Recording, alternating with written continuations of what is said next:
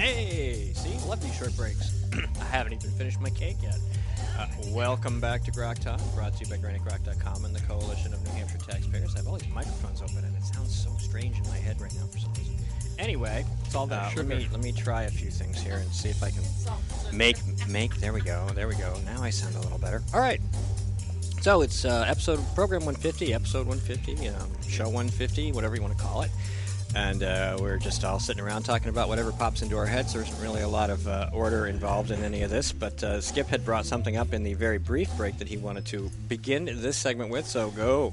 Well, it looks like the DNC, the Democrat National Committee, has thrown Bernie under the bus because the DNC Platform Committee, which is meeting ahead of their convention, has decided to nix one of his biggest deals, which was the $15 an hour pay rate that he wanted to go national all over. Imagine that. Imagine that.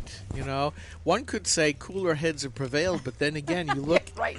You could say, okay, they'll sell for just a little less. But now I think it's going to be interesting for the general election because, you know, the Bernie folks I think have turned out to be as adamant fans of Bernie as the Ron Paul folks on the Libertarian side. Trump supporters. You can't knock them off their pile of whatever. So I think it'll be interesting. He can do anything, and like he said, you could shoot somebody. They'd still support him. It doesn't matter what he does. They want what we talked about, which was somebody to go after the elites. They don't care on what terms. They just want to watch it happen. No, he's not. He's rich. Oh, come on. There's a difference. Right, There's a big difference. It's not the same. How do we know? It's attitude. It's an attitude. Anyways, that's the focus. I understand. Of the Bernie thing, and that's what we're talking about. You're right. So I am really wondering now, with the Democrats doing exactly what the Bernie folks. What? Okay. Oh, so you don't? You're just talking and not listening. Oh wait, I had you off, so I couldn't hear you. Oh. Well, see, I said the word. Listening. See, the problem is I said the word Trump, which I knew meant that you were going to take us in a whole new direction that we weren't going to go just yet. No, I wanted to talk. I saw you. The Democrats yesterday, the left, were flipping their lids because the Democrat platform didn't consist of no fracking, didn't have no carbon tax, and the $15 an hour minimum wage. It's amazing, isn't it? They were flipping out on Twitter. It was hysterical. You know, I loved it. There is, I believe, something happening that nobody's picking apart. But I think that so many people in this country are now starting to see the scam that's been perpetrated, that even the Democratic Party is starting to move a little bit for just the election, mind you. Yeah, no fracking, sure. You know, they have throwing that down our throats for how many years now, and now they're willing to come a little bit more center by not having that. They just want to get elected to office so they can then go. Yeah, but they didn't do that last time. The last two elections, we did not see that. They didn't move so much right as they are right now. Well, that might be true, but you know what the underlying message is that they understand that the sentiment here is perhaps not in their favor. It's a public relations move. Of course it is. There's still glasses in the cookies. They're just not going to tell you it's there. No, I understand that. I'm in no way saying that I believe anything they're saying. I'm just saying that their actions denote that there is something, I think, a little bit different this term than the last two cycles, certainly, where they're not willing to show their hand so openly. So, Kimberly, they flip-flopped on fracking. They flip-flopped on the minimum wage, the living wage. Yep. Oh, the living wage. That's huge. Living wage. And what else did you say? Democrats were mad that they didn't put a carbon tax in their platform. Correct. Okay. Yes. Yeah. Making energy less affordable for everyone. They didn't put stuff to screw Americans even worse than they already do in their platform, and their supporters and the other Democrats are really mad about it. Oh, well, they should have a sit-in. They should. They should have a sit-in at the Democrat National Convention if they can get past the border fence. No. You know what? And let's. I don't know if you guys read a lot of the stuff that's kind of on the underground. I kind of do that late at night when I think I have time to. When you think nobody's looking. Fantasy thing, right? But listen, you know what? I keep seeing the same story again and again in all different kinds of chat rooms and stuff, that they think that they put the fence up because they really do believe that there's going to be serious protests, violent protests happening at the convention. Well, they should. They're And Democrats. Cleveland believes that too, and they have been trying under I can't remember now. Black Lives Matter is digging tunnels under the fence right it's now. all the armed Christians that are coming after them. They're saying that Bernie supporters. the Cleveland's going to have major protest as well, and that they're practicing riot control at both of these locations. And I don't know if they go further than that. I know some crazy sites say that that's going to be the beginning of martial law in these two states as a test to see how they go nationally. That they're going to say, this can't be happening. This is about. I'm going to change my name to Marshall. A fair electoral process here, and we can't get in the way of these two, national conventions doing the people's work.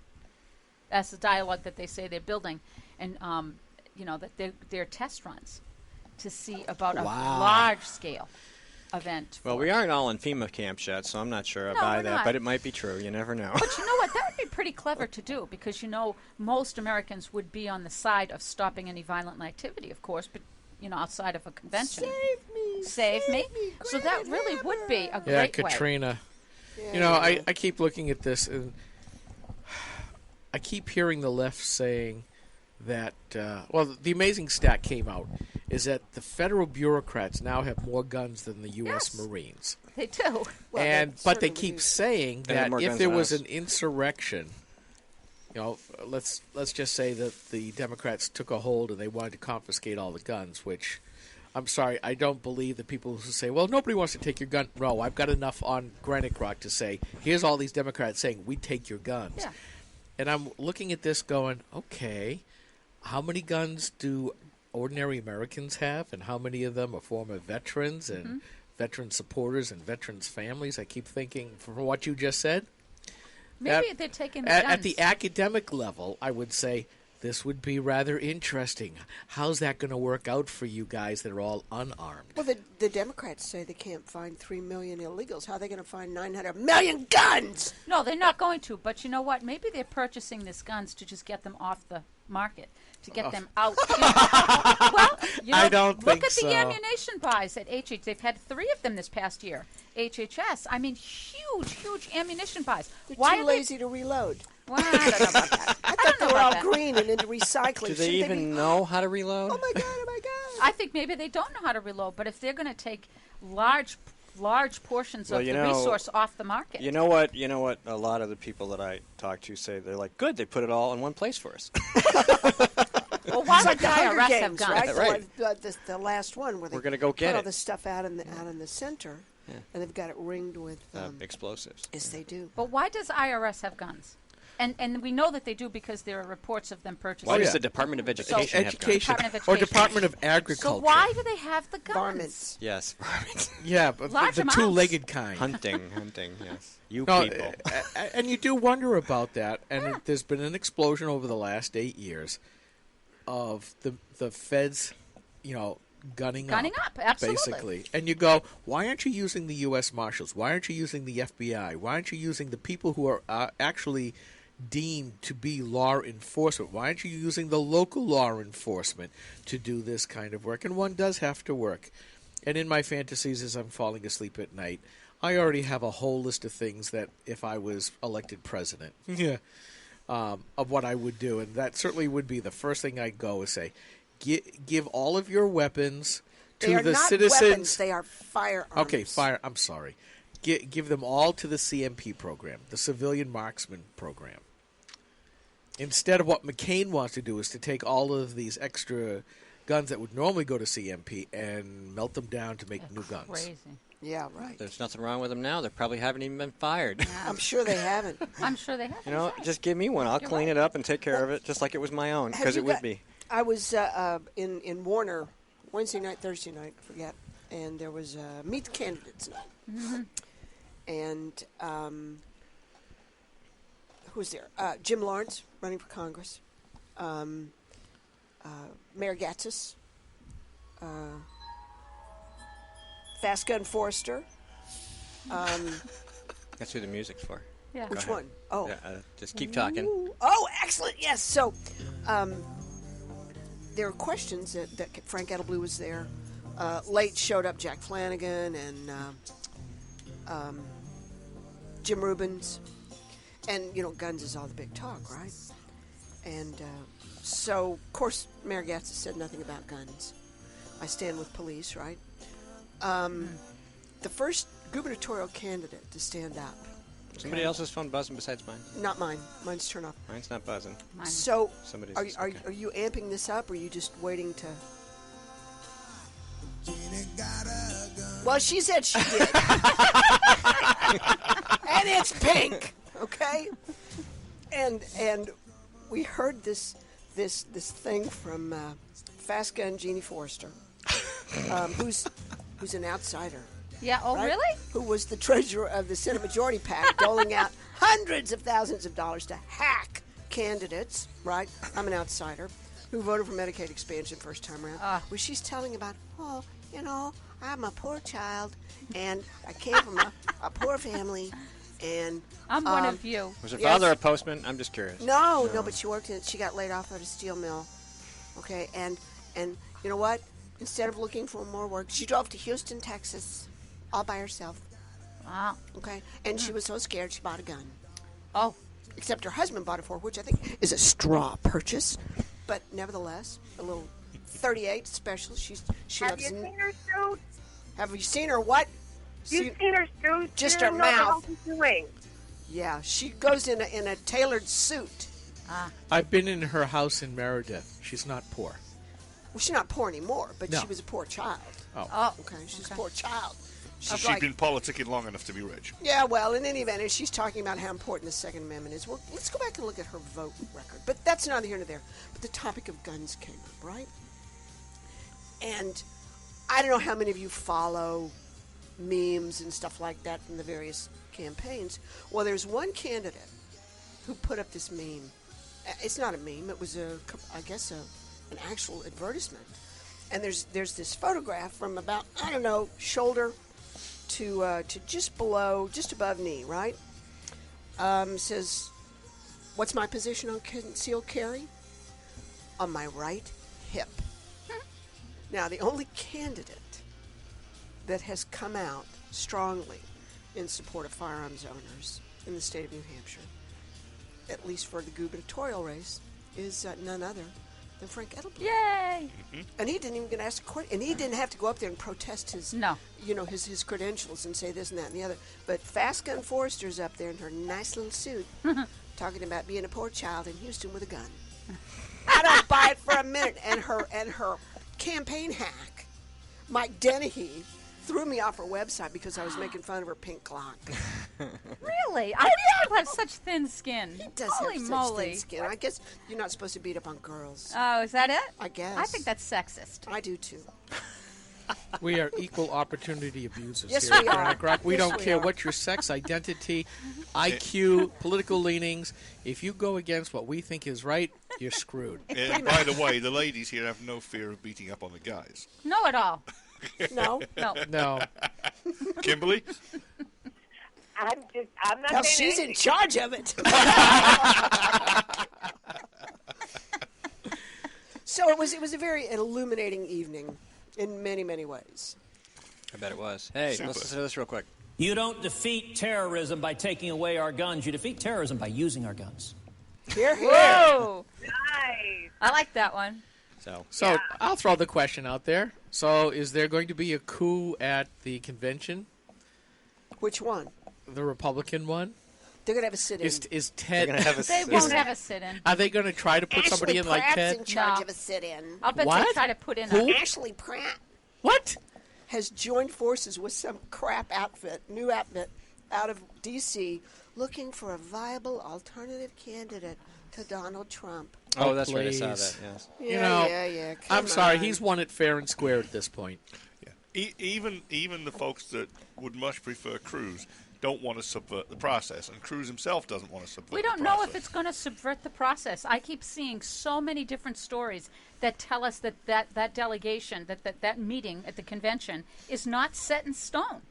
So what process are we overrunning by saying that does the first ballot matter? I see tons of people saying, no, you can't vote your conscience. So tell me, what's been Here's said? the deal. Here's the main question that is going around that isn't always said. Most people believe that Trump is going to kill off the GOP, to which I think everybody around this table goes, That's yeah, the so only what? reason why he's winning, I think. That's the point. My point is, I think the GOP has been killing itself off for a long time, and that the elites, just like in Britain, have been saying, we run the party, you guys, you conservatives, you right-wingers, need to just give us the votes, shut up, and go with the program. And I think you're starting to see, people aren't willing to do that anymore. I mean, we're certainly not willing to do that. Well, I think it's going to be very interesting. I think people are shocked that the folks who have been in charge are losing control and don't even have the good grace to keep their mouths shut or resign. No, so they've shown their hand, and I think partly because they thought people would be scared and back off. Okay, you should just keep your mouth shut and do what you're going to do at the convention instead of fomenting this sort of aggravation. So I got to say, if the typical signs of somebody running for president is they hit the circuit and they publish a book and they round up delegates, well, is it Curly Hoagland for president? Well, think about this, though, folks. For the regular readers, Curly Hoagland is a long-term national committee man from some state or other who claims he knows how the GOP conventions really work and that it really is a case that the party owns itself and therefore it can make its own rules any way it wants, and that the states do not have any rights, because this is a private party, the states have no rights to bind the delegates to any ballot whatsoever. It is a private party, folks. The GOP, just like the DNC and the New Hampshire GOP, are private legal corporations. If you don't own a share, if you haven't ponied up money, you don't have a say. And people who think that just because you're a registered Republican, they give a damn what you think. If you haven't given money or you haven't broken the law Lots of money. to cover somebody else's backside, they don't care what we think. We have nothing to say. Give them money, they might listen. But that's it. True. We all don't know kid yourself. They're privately held corporations. We all know they're corrupt. If we don't own shares, they don't care. I don't even care about the party process within this. either. Do we really want that individual in that seat for this country? And I think, I don't care what anyone says. I don't give a crap what party you're talking about. This man is not presidential material in any way, shape, or form. What is presidential material, Jane? How about telling the truth? How about having some bar that we can hold and say, you know what, you can't be part of the whole problem and maintain that you aren't. I'm going to buck the system. So which president has met that bar? Well, you know what? I think that if you look at actions, if you look at votes, we have Cruz that was as close as we've come in decades. Now, I'm not even sitting here saying go for Cruz. What I am saying is by lowering the bar, because this is all going to blow up anyway, is a huge mistake. Well, he is a bad presidential candidate. Yeah, Kimberly first, and then I want to say something. We got to go to Brexon. Hurry up. Okay, so I hear the same kinds of things. There's efforts to actually divert the vote and make it so that Trump isn't the nominee. But listen, here's the thing. Trump has done so much damage to Republicans that if they did do that and say we actually had a decent candidate who was the nominee, it's not going to matter because they're going to lose. Because there's the people, it's going to divert the process that already exists. But the Republicans have been so damaged by Trump that they're not going to win anyway. So it doesn't matter. It doesn't matter. You could have Reagan resurrected from the grave, and Trump has done so much freaking damage to the Republican Party, it doesn't matter because more than half the people aren't going to vote for him. I'm going to vote for him. But don't forget, Oops, sorry. don't forget, Trump is winning. He's getting lots of money out of it for his company and his family. Yeah, that's the True. point. But You're correct. here's Oh, the and Hillary Clinton is? Come on, guys. We're suckers. We're chumps. We are chumps. If we believe any of this, then we deserve precisely. We have not thoughts. being We have judged. thoughts. That's We not have what thoughts. it's We're going about. to take a break. We'll come back and we'll keep talking about it because that's a good thing. We'll be right back. Stay tuned. From the CNHT studios in Concord, New Hampshire, just a few blocks from the New Hampshire State House, this is Rock Talk.